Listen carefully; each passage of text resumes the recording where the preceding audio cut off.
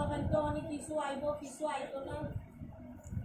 পরীক্ষা শেষ পরীক্ষা থাকলে না সবজিটা পাওয়া যেতে পারবে